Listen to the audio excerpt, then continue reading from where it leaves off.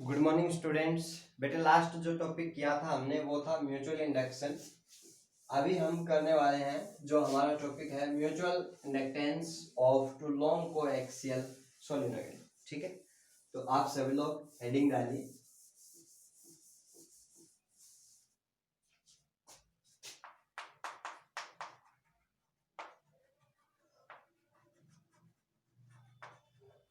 Mutual inductance of two long coaxial solenoid.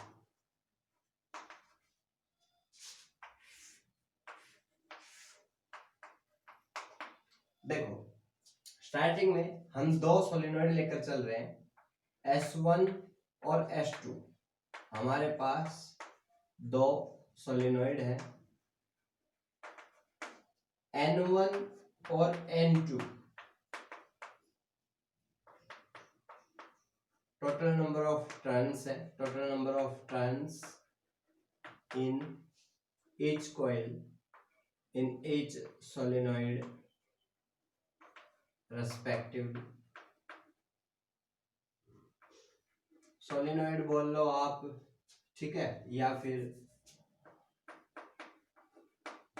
Coil बोल लो, ठीक है, क्लियर। L जो है वो लेंथ है, length of each solenoid. R1 और R2 देयर रेस्पेक्टिव रेडियस, दोनों की जो रेडियस है हमारे पास, एक की R1 है एक की R2 है, क्लियर। और यहाँ मैं आपको बता दूं, मैं ये लेकर चल रहा हूं कि R1 जो है वो ज्यादा है किससे, R2 से, ठीक है। वो आप अपनी मर्जी के हिसाब से जो भी आपके पास कॉइल्स है उसके अकॉर्डिंग आप लेकर चल सकते हैं, ठीक है। I1 और I2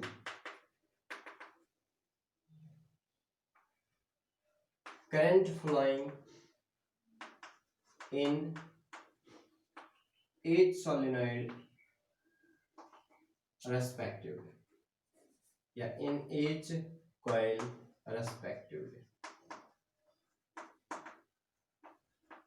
ठीक है भाई। और दोनों को हमने एक सेम मटेरियल के ऊपर जो है वाउंड किया हुआ है। देखो डायग्राम हमारा किस तरीके से है,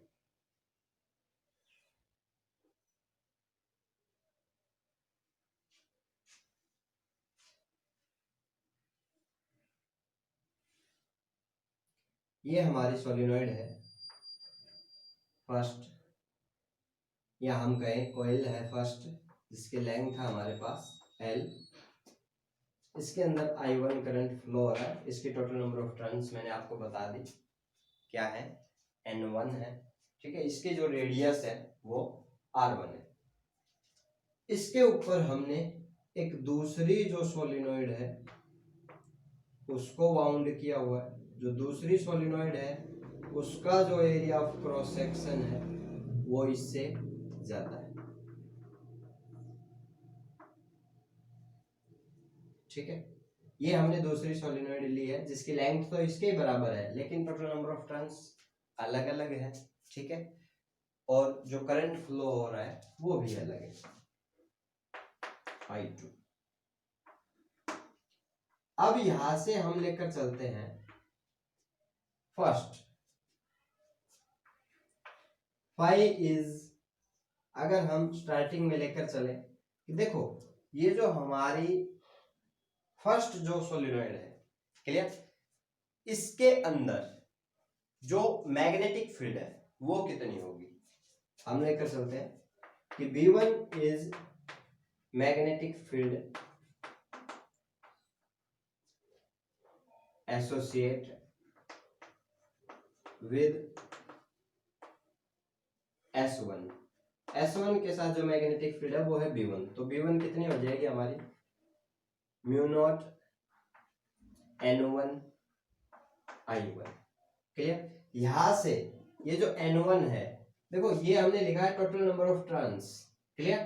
और N1 है हमारे पास टोटल नंबर ऑफ टर्न पर यूनिट लेंथ, यानी कि जो N1 की जो वैल्यू है वो हमारे पास होगी capital N1 by L. Similarly जो स्मॉल n2 है number of turns per unit length in second solenoid, वो हो जाएगी n2 अपॉन एल। ठीक है, तो ये जो दोनों वैल्यूज हैं वो हम बाद में पुट करेंगे। Then mu naught N1 I1, ये मैग्नेटिक फील्ड है फर्स्ट सोलिनॉइड के साथ। अब देखो, जब फर्स्ट सोलिनॉइड के अंदर मैग्नेटिक फील्ड इंड्यूस हुई तो सेकंड जो सोलिनॉइड है उसका मैग्नेटिक फ्लक्स चेंज हुआ। क्लियर? अब सेकंड सोलिनॉइड का जो मैग्नेटिक फ्लक्स है हम लेकर चलते हैं कि φ2 is magnetic flux link with S2। Clear? M12 या आप M21 ले सकते हैं पहले, ठीक है। M21 इज म्यूचुअल इंडक्टेंस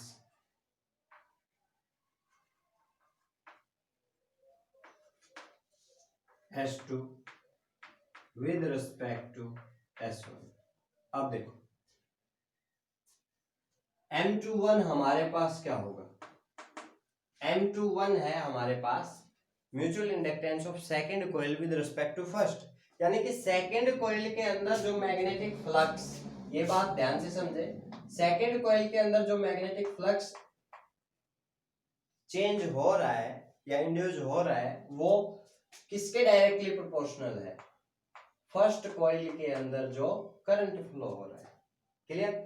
यानी कि हमें क्या लिखना पड़ेगा कि भाई φ2 इज इक्वल्स टू M21, या फिर हम यहां से कह सकते हैं कि जो M21 है वो हमारे पास क्या होगा, φ2 अपॉन I1 होगा।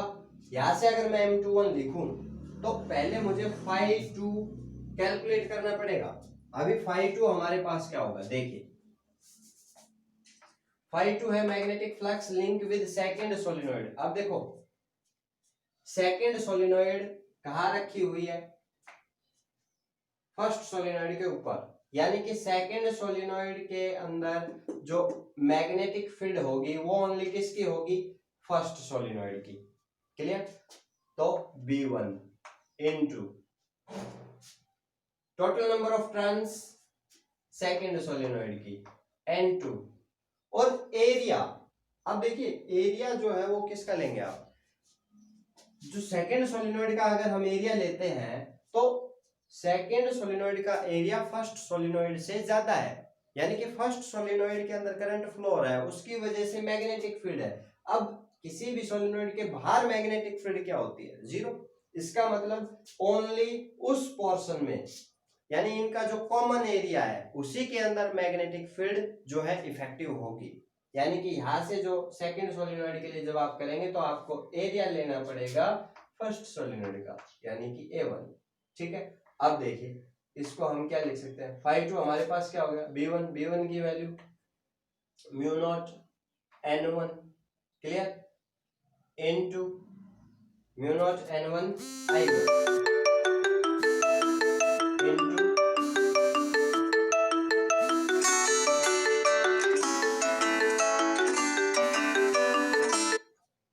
म्यू नॉट N1 I1, ठीक है, इनटू यहां से total number of turns N2 को हमने लिख लिया।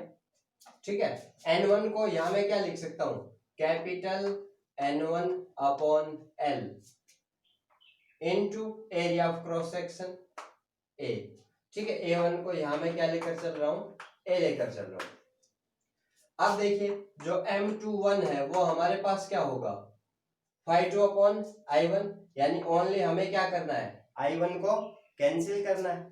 ठीक है, तो ये क्या हो जाएगा, mu naught N1 N2 A upon L।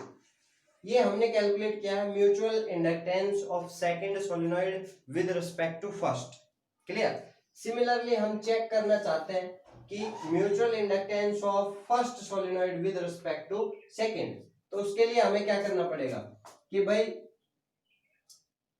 जो फर्स्ट सोलिनॉइड है वो जब सेकंड सोलेनोइड के अंदर करंट फ्लो होगा तो सेकंड सोलेनोइड के कारण मैग्नेटिक फील्ड होगी।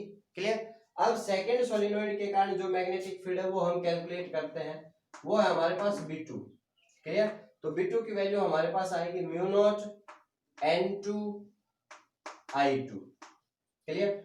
अब यहां से हम कह सकते हैं कि जो B2 है वो हमारे पास हो जाएगा म्यू नॉट N2 को हम लिख सकते हैं capital N2 upon L into I2। This is magnetic field associated with second solenoid. After this हम लेकर चलते हैं हमारे पास B2 आ गया। इसके बाद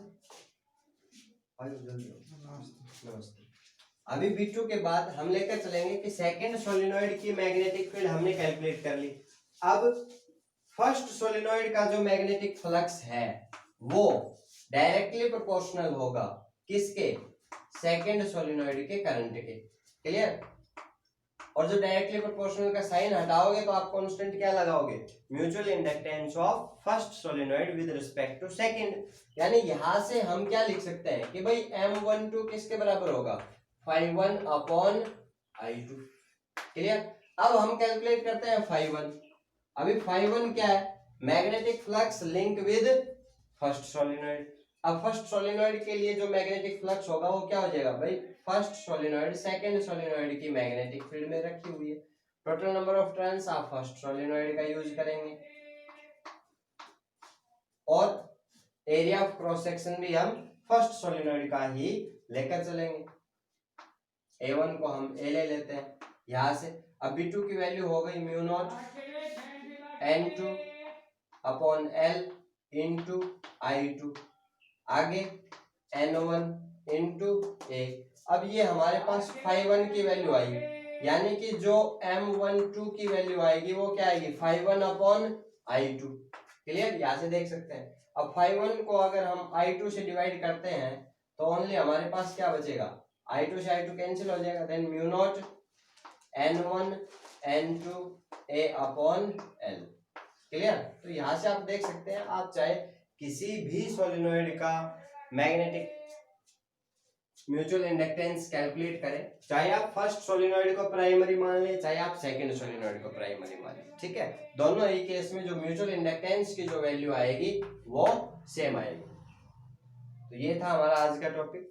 इसी टॉपिक के अंदर आपको एक दो बातें और भी पढ़नी है थ्योरेटिकल, कि ये जो म्यूचुअल इंडक्टेंस है ये किन किन फैक्टर्स पर डिपेंड करता है। तो इसको आप यहाँ से भी देख सकते हैं कि भाई म्यूचुअल इंडक्टेंस डिपेंड करता है एक तो लेंथ पर, सोलेनोइड की जो लेंथ है वो उसके इनवर्सली प्रोपोर्शनल होता है। दूसरा आप यहाँ से देख सकते हैं कि म्यूचुअल इंडक्टेंस डिपेंड करता है कि जो कॉइल्स है हमारे पास उनके अंदर टोटल नंबर ऑफ टर्न्स कितनी है। तीसरा ये डिपेंड करता है कॉमन एरिया पर, ठीक है, दोनों सोलेनोइड्स के लिए जो उनका कॉमन एरिया है उसकी वैल्यू क्या है, अगर वो ज्यादा है तो सिंपल सी बात है म्यूचुअल इंडक्टेंस की वैल्यू भी ज्यादा होगी। चौथा ये डिपेंड करता है कि the material on which, nature of material on which coils are wounded, यानी कि अगर आप आयरन कोर के ऊपर इन मटेरियल्स को वाउंड अप कर देंगे तो उसके लिए क्या होगा, अगर हम मान लो इनको एक कॉइल, इन कॉइल्स को हम एक आयरन कोर पर वाउंड करते हैं जिसका magnetic permeability, relative magnetic permeability mu r है, ठीक है, तो सिंपल सी बात है जो म्यूचुअल इंडक्टेंस है वो म्यू आर टाइम्स क्या हो जाएगा, इंक्रीज हो जाएगा। ठीक है, तो ये कुछ हमारे पास थ्योरेटिकल बातें थी म्यूचुअल इंडक्टेंस से रिलेटेड। अभी इसके अंदर एक छोटा सा टॉपिक और भी होता है, कोफिशिएंट ऑफ कपलिंग। अभी कोफिशिएंट ऑफ कपलिंग के अंदर क्या होता है, देखो ये जो हमारे पास म्यूचुअल इंडक्टेंस है ये एक फैक्टर पे डिपेंड करता है कि orientation of the coil in which they are place. मान लो, अब इसको नोट करो जल्दी से, ठीक है।